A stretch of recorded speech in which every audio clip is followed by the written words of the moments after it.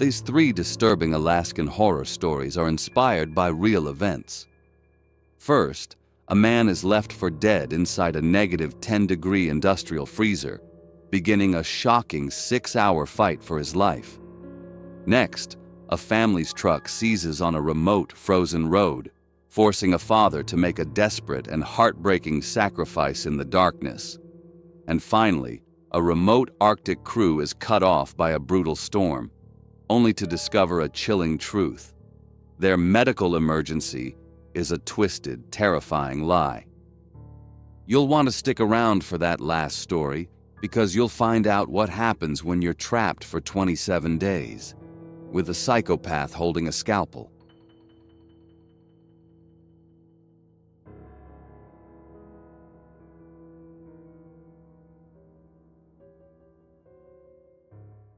He had 6 hours alone in a freezer at 10 below zero before anyone noticed he was missing.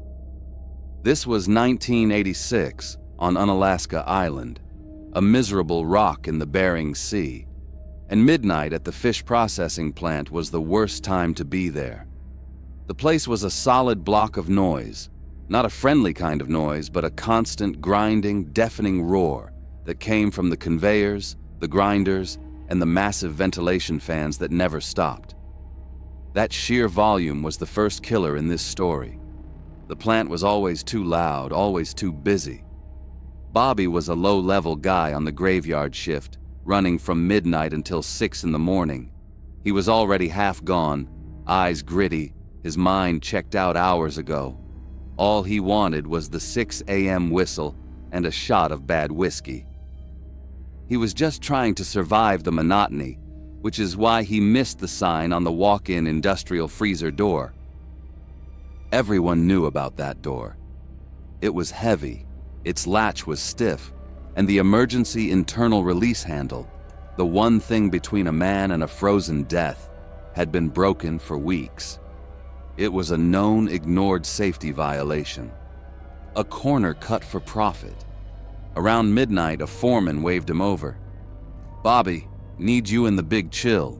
Pallet of crab legs needs to be stacked higher. Make room for the last haul." Bobby didn't argue. He pulled on his thick jacket, took the heavy steel door, and stepped inside the freezer. The air hit him like a physical blow, a dense, aching pressure of minus 10 degrees Fahrenheit. It was a vault of pure metallic cold. Inside, the noise wasn't better. It was just a little duller, a deep, continuous thump, thump, thump of the refrigeration unit. He could feel the shaking in the thick, icy concrete floor under his boots.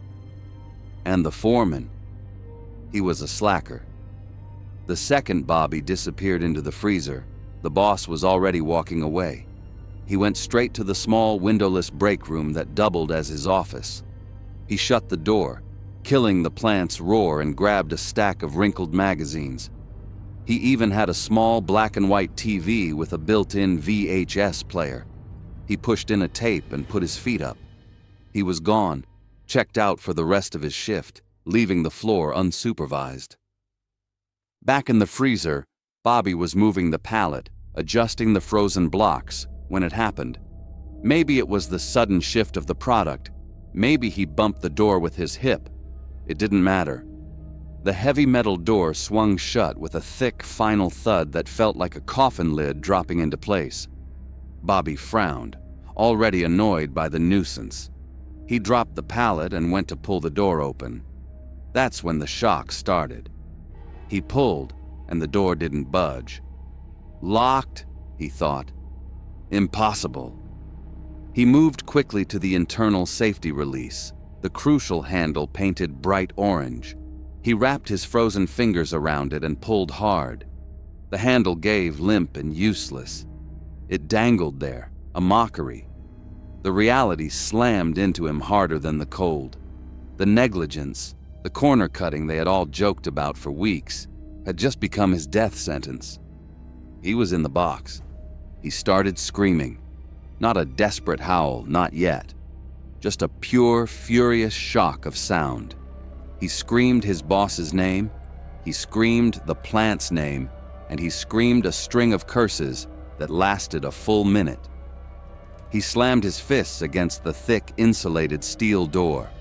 No one answered. His screams were instantly swallowed by the plant's constant, over-the-top machine roar outside. He was shouting into a void, a sound so loud that he couldn't hear his own terror. His mind shifted from panic to survival. Movement! You have to move, he thought. He had to fight the environment, or he'd be a block of ice by 3 a.m. He started running in place, desperate, awkward sprints between the tall stacks of frozen fish. He threw himself into a frantic routine of jumping jacks and push-ups, the only defense he had against the deep physical cold that was already soaking into his bones. This became his new job, a grim, frantic, pointless job. For the first hour, it was just rage that kept him going. He counted his jumping jacks, his push-ups, anything to keep his mind off the clock. But the cold was a patient enemy. It didn't fight him, it just waited. It seeped in through the soles of his boots, through the cuffs of his jacket, and through the thin material over his knees. The hours blurred. 2 a.m., 3 a.m. The struggle wasn't just against the temperature, it was against the logic of his own body. He was moving so hard that he was sweating, and that sweat was his real enemy. It froze almost instantly on his skin and the collar of his jacket, turning the thin layer of warmth he had into ice-cold metal. Every desperate effort to survive was paradoxically speeding up his slow descent. His breathing became ragged, thin, and painful in the thick air. When he inhaled, the frozen air felt like glass scraping the inside of his chest. The only smells were the sharp, chemical metallic tang of the profound cold and the deep underlying odor of frozen raw fish. By 4 a.m., 4 hours in, the primal fight gave way to something worse: hypothermia. His mind slowed, becoming thick and useless. The environment had won the physical fight. Now it was battling his sanity. Movement was agonizing, like pushing through cement. His forced jumping jacks became slow, heavy squats. Then he started seeing things in the dim internal light of the freezer. The stacked boxes of fish transformed into shuffling figures just out of the light. They seemed to move in the dark corners, but when he turned his head, they were just fish again. He'd blink, they'd be fish, but the seeds of fractured reality were planted. He started talking to himself, his words slurring, the moisture from his breath freezing to his beard. He kept moving, driven only by a primal terror that was now a dull ache in his chest. He staggered, stumbled, and fell. Each time he hit the concrete floor, the impact felt distant and heavy. He was fighting a losing battle against his own overwhelming desire to just lay down and rest. The cold was telling him it was okay. It was telling him to sleep. The final hour, 5 a.m.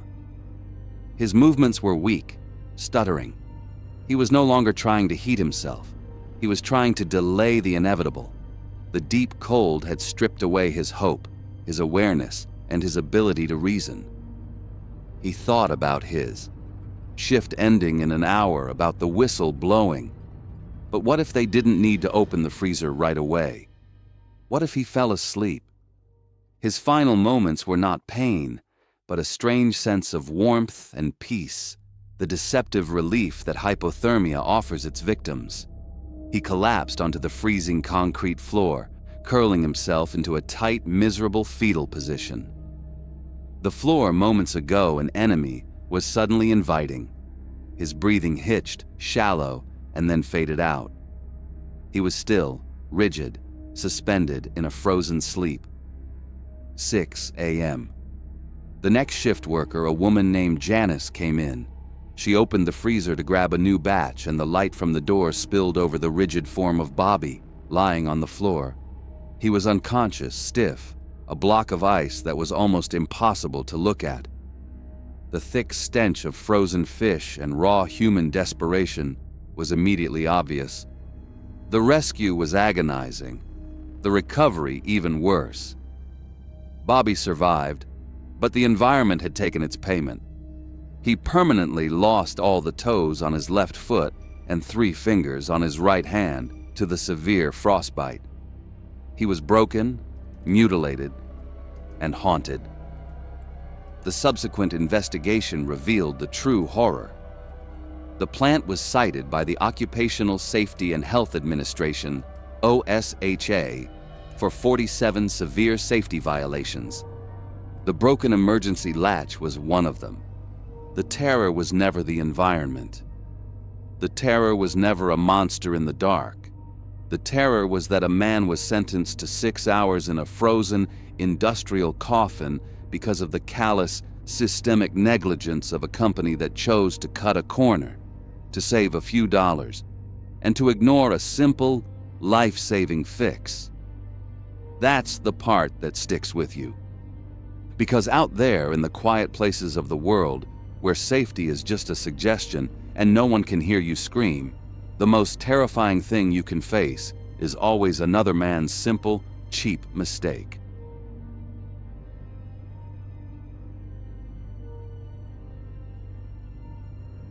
Midnight on Alaska's McCarthy Road isn't just night. It's a world scrubbed of color, a ceiling of black velvet pressing down on the snow. It is a place where every noise dies instantly, swallowed by the sheer, heavy mass of the wilderness. Logan knew the road. He wore insulated overalls and had his wife, Willow, beside him. In the back, tucked under heavy blankets, were their daughters, June, age 11, and Freya, age 8. They had driven this remote stretch many times. They knew the risks. They knew the freedom. But that night in March 2017 was different. That night, the road was not empty. It was waiting. Logan was 3 hours out from civilization when the truck shuddered. It was not a violent shake, but a tired, metallic cough. And then, the engine went silent. Just like that, the roar that had been their constant companion, their shield against the absolute emptiness outside, was gone. The first sound that replaced the engine was the sharp, fast click-ticking of the cooling metal of the truck itself. It was shrinking in the sudden vast silence. Logan put his hand on the dashboard. He could feel the rapid loss of warmth. He tried the ignition again. The engine gave a long, high-pitched whine but refused to catch. He tried a second time, holding the key until the whine became a frantic, pitiful electronic buzz before dying again. He knew that sound. He knew what it meant. He knew the truth before he even spoke it. The truck was finished. He turned to Willow. "It's done," he said. "The engine seized."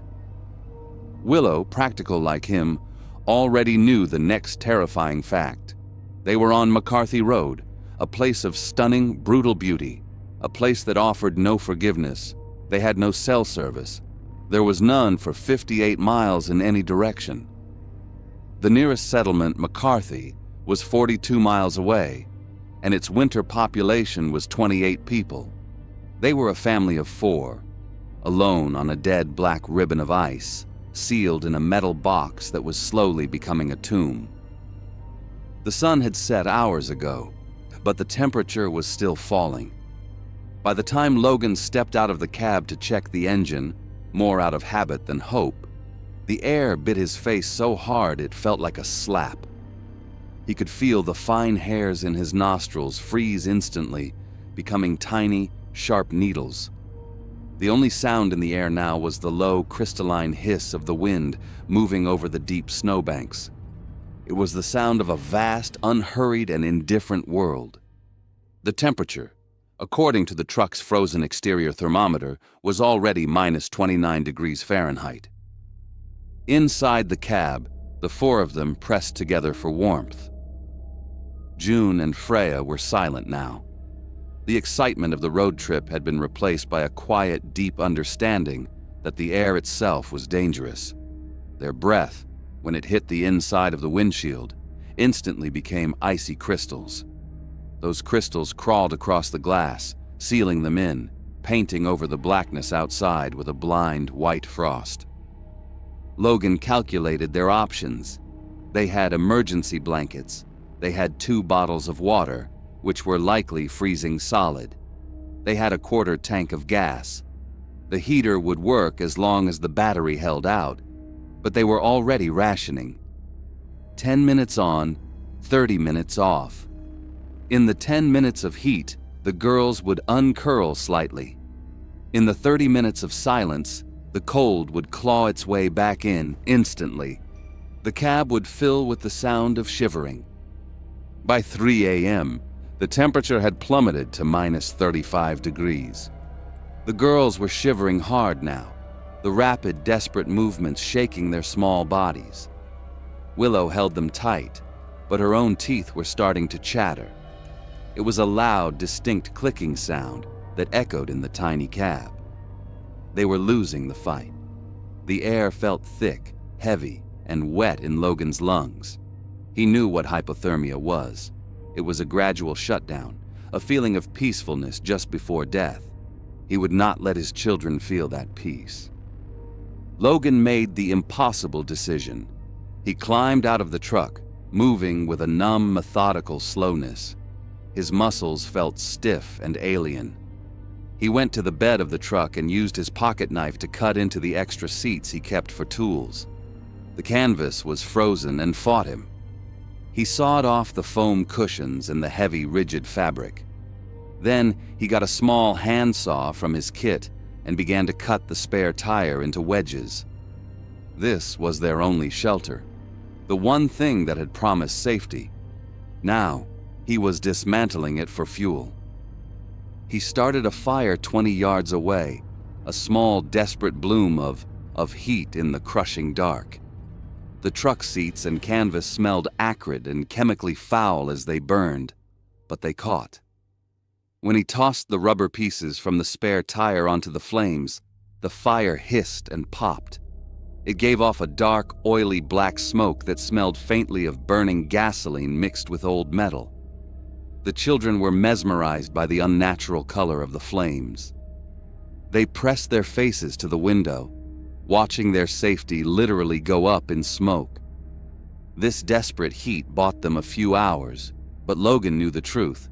They were only delaying the inevitable. The fire needed to be fed. He spent the rest of the night as a sentry, his body aching, moving from the cold cab to the foul-smelling fire, feeding it pieces of their truck. His face was already numb.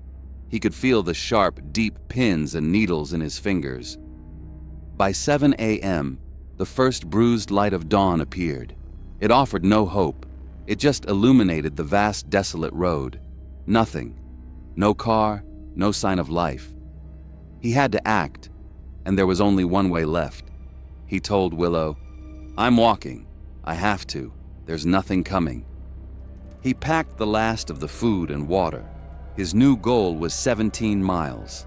17 miles to the first possible sign of life. He was a smart man. He came prepared.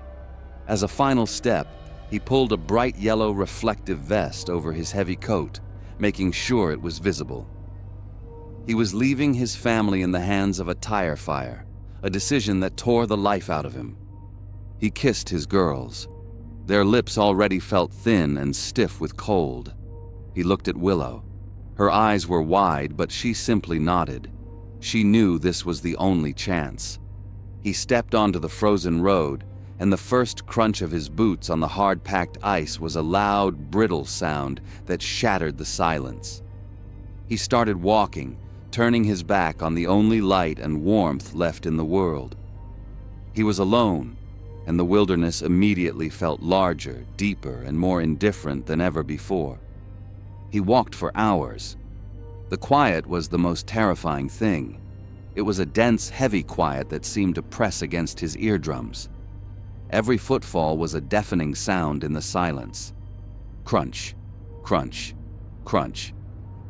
The trees were black columns that seemed to lean in and watch him. He just focused on the next step, then the next. But the cold was inside him now. It was in his bones. His heavy overalls felt like they were made of lead. The deep, physical fatigue was overwhelming. After hours of walking, he stumbled. He got up. He walked more. He stumbled again. This time, he didn't get up. He just lay on the side of the road, the snow like a bed of needles. He was 17 miles from his family. He was so close. He just needed to rest. He closed his eyes, just for a minute, as the vast, quiet hiss of the wind settled over him. Hours later, 2 sets of headlights cut through the gloom. 4 people, 2 trucks, driving from a local village. The lead truck swerved, its lights catching a dark shape on the side of the road. Then, a flash of reflective yellow bright against the white. They stopped. It was Logan. He was frozen solid, a statue of a man just trying to get home, his reflective vest a tragic sign of a plan that had failed. The 4 of them knew what this meant. A man dead on the road meant there was a story, and probably a terrible one. They made a quick plan. The first truck would take Logan's body back to the village. The second truck, carrying 2 of them, would drive the other way, back down the McCarthy Road. They would look for survivors. Back at the stranded truck, the fire was long dead. It was just a black, stinking patch on the snow. Inside the cab, it was almost as cold as it was outside. Willow was holding June and Freya, all 3 of them wrapped in every blanket they had, shivering, but silent. They were past the point of panic. They were just waiting. Then a light. 2 bright white lights, painting the inside of their frosted windshield. June, her voice a small, cracked whisper, pressed her face to the glass. She saw the shape of a truck, slowing down, pulling over. Her frozen mind could only make one connection. "Mommy," she breathed, a tiny puff of fog hitting the glass. "Daddy helped us. He's here!" The truck doors opened. 2 strangers, faces wrapped in heavy scarves, ran to them. They pulled open the frozen door of the cab. Willow and the girls practically fell out, their legs too stiff to work. The strangers carried them, wrapped them in new, dry blankets, and put them in the warm cab of their running truck. They were safe. They would recover. As they drove away, speeding toward the village, June and Freya looked out the back window, searching the darkness. They were looking for their father's truck, confused, but alive. Willow just looked straight ahead, her eyes hollow. She knew. He wasn't in the truck behind them. He wasn't back at the village. She knew he had helped them. He had saved them. But she also knew, with a certainty that would settle into a 31-hour scar on her own soul, that he was never coming home.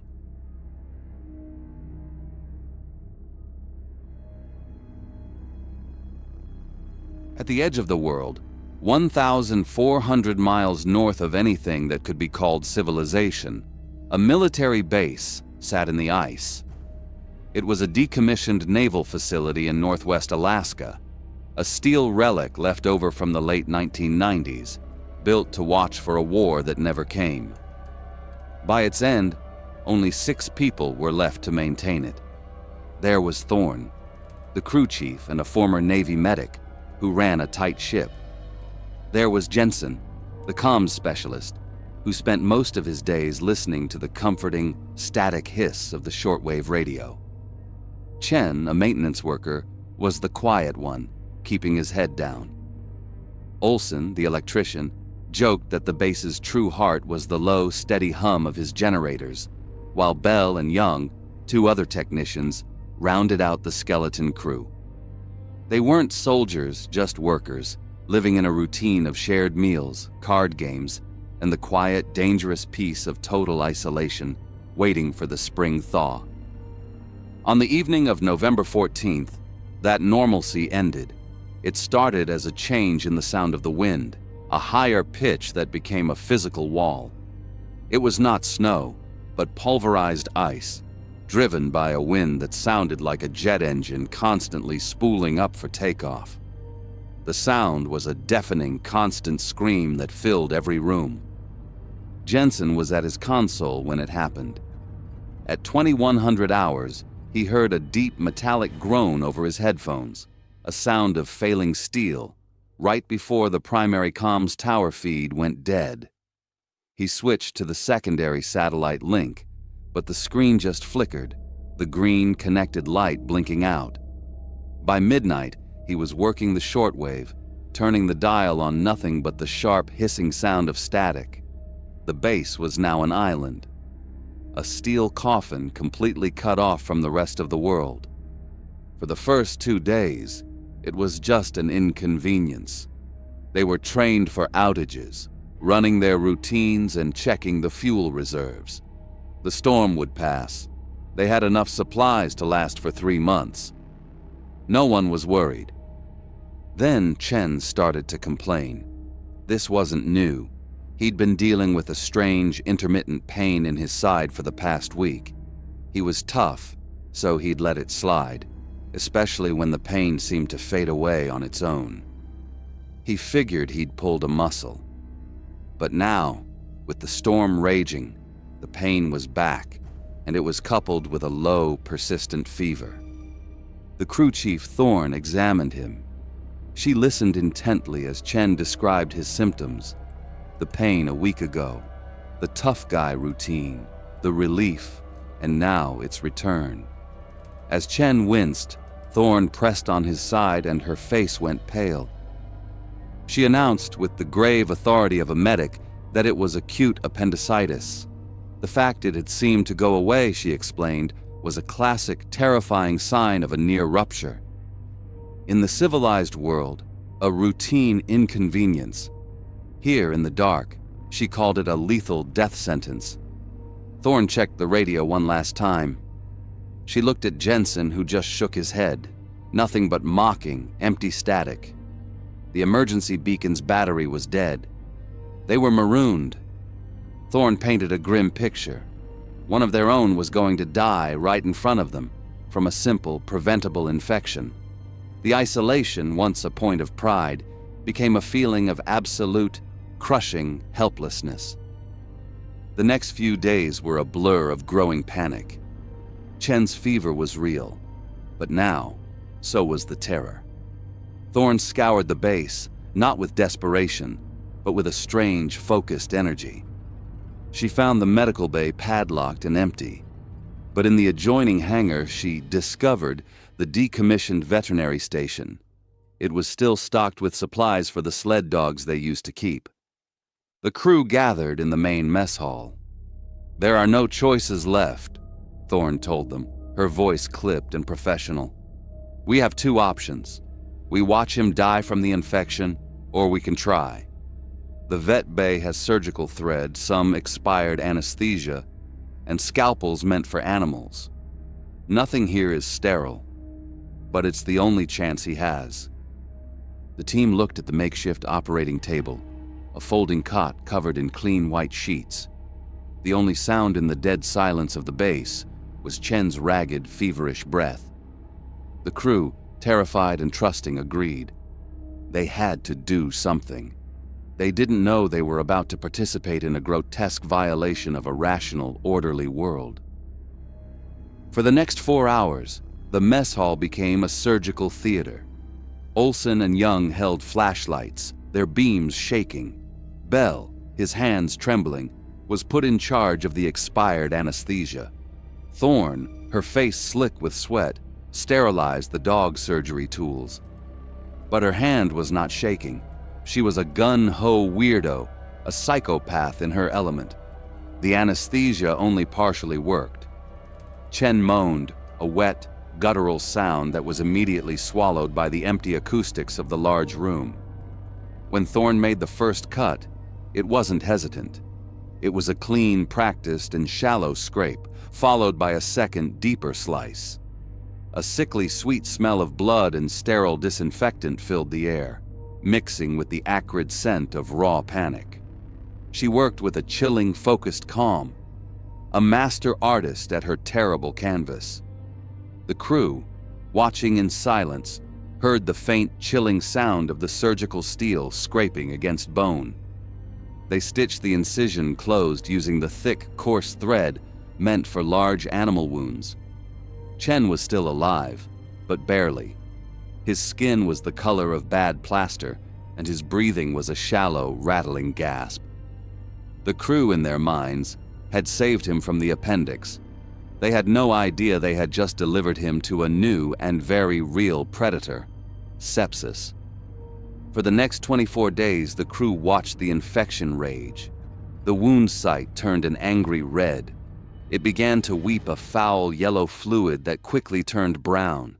A new, cloying smell of decay and old blood filled the room. Chen's fever spiked, and he slipped in and out of consciousness. The crew, including Thorne, worked tirelessly to keep him alive, their success now tied to the survival of her victim. Finally, on day 27, the storm broke. The constant, screaming wind finally stopped. The deep, oppressive silence that followed was almost as terrifying. On day 28, a new sound broke that silence. It was a distant thump, thump, thump that grew louder and louder. A Coast Guard helicopter. It was the most beautiful sound they had ever heard.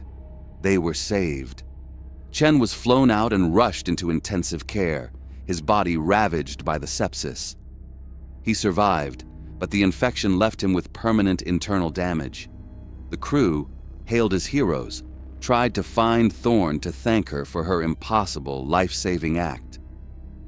But she was gone, having slipped away quietly in the chaos of the rescue. Weeks later, Chen was recovering in a state-of-the-art hospital. His new doctor came in, his face a mask of confusion. He was holding a pathology report. "Mr. Chen," the doctor said, "I've reviewed the appendix that was removed. There was nothing wrong with it. Some minor inflammation, sure, but it wasn't acute. It wouldn't have killed you. Whatever that pain was, this surgery wasn't the answer." A cold, dawning horror settled over Chen. He called the others. It was Jensen, the comms specialist, who found the truth. His skill at digging through digital records finally uncovered Thorne's past. It was all there, in scanned public court documents. Thorne hadn't just been discharged, she was dishonorably discharged from the Navy. The records detailed a string of malpractice suits involving 18 different patients, where she had performed unnecessary experimental procedures. She had been caught, served a year in jail, and was given 4 years of probation. Her medical license was permanently revoked. Somehow, with that record, she had still managed to get this isolated, unsupervised gig 1,400 miles from civilization. She had seized on a minor, real complaint and turned it into a theater for her own twisted needs. They had been trapped in the dark for 27 days, not with a medical emergency, but with a psychopath who liked to play God. They learned that the most terrifying monster isn't the storm outside or the illness within. It's the one who stands right next to you, wearing a mask of trust, holding a scalpel, and just waiting for the lights to go out.